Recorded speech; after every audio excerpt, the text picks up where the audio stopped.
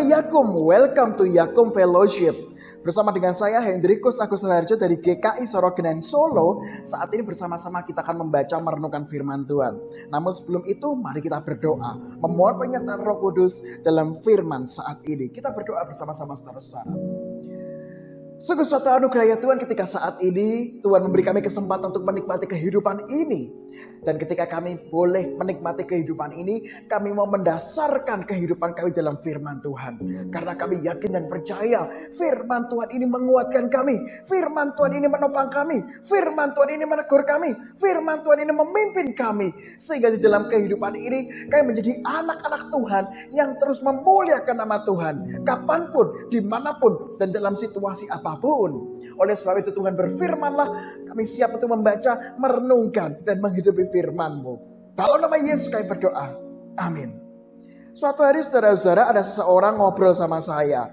Dia merupakan lansia dan dia cerita. Saat ini mencari asisten rumah tangga yang berkomitmen itu tidak gampang. Ya, dia membandingkan dengan beberapa tahun yang lalu, belasan tahun yang lalu, puluhan tahun yang lalu, mencari asisten rumah tangga yang berkomitmen. Artinya berkomitmen itu apa? Berkomitmen itu adalah kedua hal. Setia untuk ikut sang tuan. Dan yang kedua adalah setia untuk mengerjakan pekerjaannya. Nah, kalau zaman dulu tuh sebagai asisten rumah tangga, dia ikut orang itu sampai lama, sampai bertahun-tahun, belasan tahun, bahkan puluhan tahun. Tapi zaman sekarang saudara-saudara tidak mudah menemukan orang yang berkomitmen. Mungkin dia yang kedua tadi itu ya, kerjaannya bagus, giat, rapi, tapi belum tentu setia ikut sang tuan. Makanya ketika lebaran itu deg-degan biasanya ya, orang yang punya asisten rumah tangga itu deg-degan karena apa? Belum tentu nanti setelah lebaran balik lagi ya. Atau sebaliknya, orang ikutnya itu lama tapi pekerjaannya itu nggak beres-beres, pekerjaannya itu nggak bagus. Nah, jadi untuk menemukan yang berkomitmen sekali lagi, yaitu adalah setia ikut sang tuan dan setia untuk mengerjakan yang terbaik, itu nggak mudah. Namun saudara-saudara, hari ini kita akan melihat apa sih dampak orang yang bisa berkomitmen. Dan kita akan melihat dalam seorang tokoh dalam perjanjian lama, yaitu adalah Yusuf. Bersama-sama saudara-saudara kita akan buka Alkitab kita dari Kejadian 39. Kita akan membacanya ayat 1 sampai yang ke-6. Sekali lagi, Kejadian 39 ayat 1 sampai yang ke-6. Saya akan membacakan bagi saudara-saudara sekalian. Adapun Yusuf telah dibawa ke Mesir, dan Potifar seorang Mesir, pegawai istana Fir'aun, kepala pengawal raja, membeli dia dari tangan orang Ismail yang telah membawa dia ke situ. Tetapi Tuhan menyertai Yusuf, sehingga ia menjadi seorang yang selalu berhasil dalam pekerjaannya. Maka tinggallah ia di rumah tuannya, orang Mesir itu. Setelah dilihat oleh tuannya bahwa Yusuf disertai Tuhan dan bahwa Tuhan membuat berhasil segala sesuatu yang dikerjakannya, maka Yusuf mendapat kasih tuannya dan ia boleh melayani dia. Kepada Yusuf diberikannya kuasa atas rumahnya dan segala miliknya diserahkannya kepada kuasaan Yusuf. Sejak ia memberikan kuasa dalam rumahnya dan atas segala miliknya kepada Yusuf, Tuhan memberkati rumah orang Mesir itu karena Yusuf. Sehingga berkat Tuhan ada atas segala miliknya, baik yang di rumah maupun yang di ladang. Segala miliknya diserahkannya pada kekuasaan Yusuf. Dan dengan bantuan Yusuf, ia tidak usah lagi mengatur apa-apapun selain dari makanannya sendiri.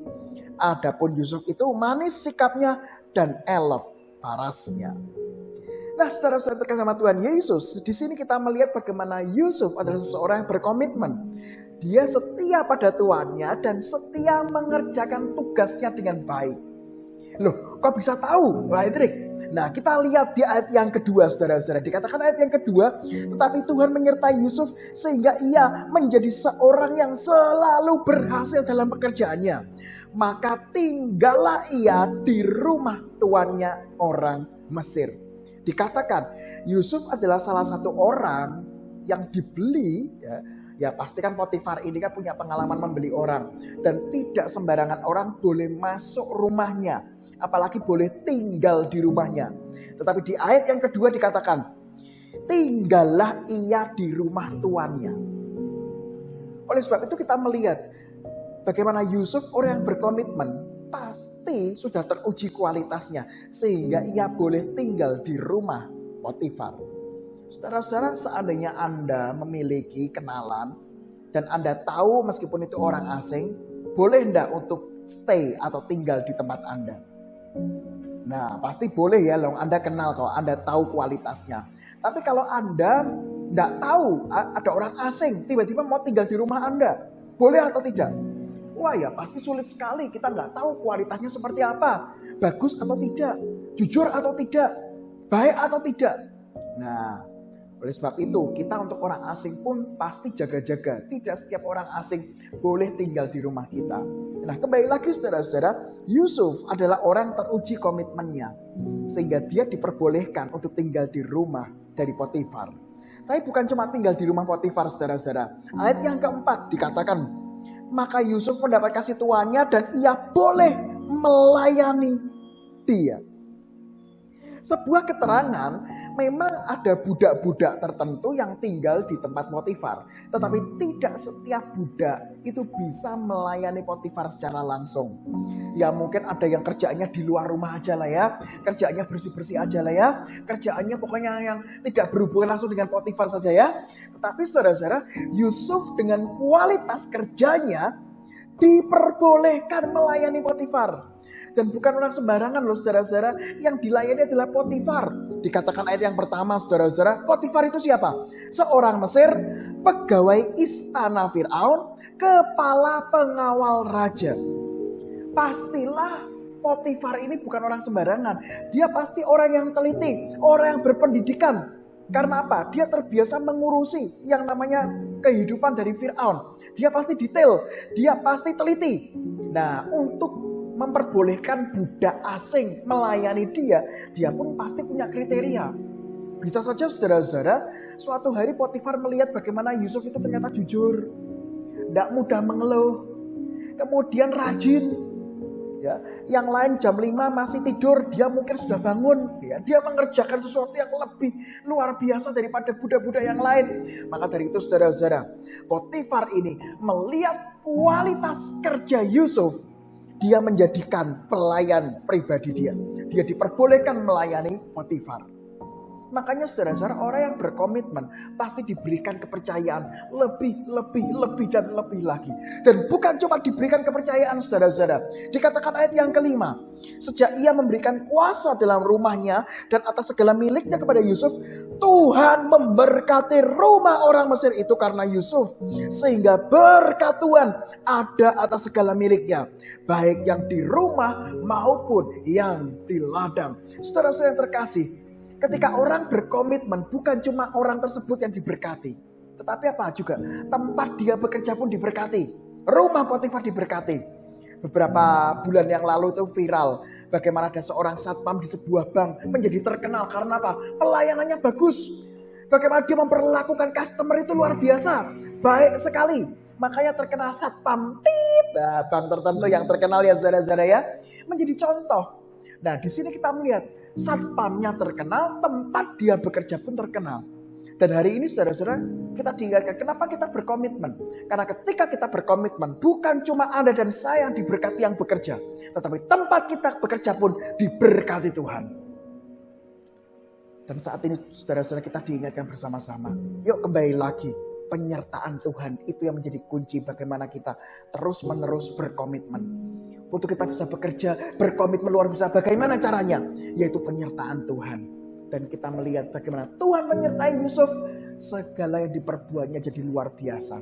Berkat Tuhan mengalir. Bukan cuma buat Yusuf, tetapi juga buat orang-orang di tempat kerjanya dan tempat dia bekerja.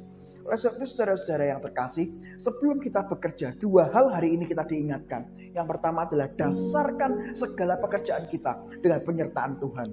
Ingat lagu sekolah minggu, mata Tuhan melihat apa yang kita perbuat. Dan yang kedua adalah ketika kita tahu Tuhan menyertai, kita ingat, oh iya deng, ketika saya susah, ketika saya sulit, ketika saya bosan, ketika saya tidak mau bekerja maksimal, ingat Tuhan melihat loh, Tuhan menyertai loh, Tuhan itu ada loh. Makanya kita senantiasa yuk berkomitmen untuk mengerjakan segala sesuatu dengan baik. Karena Tuhan melihat dan melalui komitmen itulah bukan cuma kita yang diberkati, tempat kita kerja pun juga diberkati. Oleh sebab itu saudara-saudara terkasih sama Tuhan Yesus, NKB 2:1-2 ayat yang pertama mengatakan, sungguh inginkah engkau lakukan hal yang besar? Jangan tunggu tiba saatnya. Kini tugasmu kerjakan dengan baik benar. Jadilah suluh dunia. Amin. Kita berdoa bersama-sama saudara-saudara. Sungguh suatu anugerah ya Tuhan ketika saat ini kami diingatkan, ketika kami menjadi orang-orang yang bekerja penuh dengan komitmen, melayani penuh dengan komitmen. Bukan cuma kami yang dibangun, bukan cuma kami yang diberkati, tetapi tempat kerja kami pun juga diberkati, tempat pelayanan kami pun diberkati. Oleh sebab itu Tuhan, saat ini kami berdoa untuk Yakum. Biarlah kami yang bekerja, kami yang melayani, kami yang turut mendoakan, kami yang mendukung. Tuhan berkati, Tuhan sertai. Tuhan berkati orang-orang yang terus bekerja di bawah Yakum. Saat ini kami berdoa untuk para pasien yang ada di rumah sakit Yakum. Tuhan berkati, Tuhan sertai, Tuhan beri kekuatan, Tuhan beri semangat.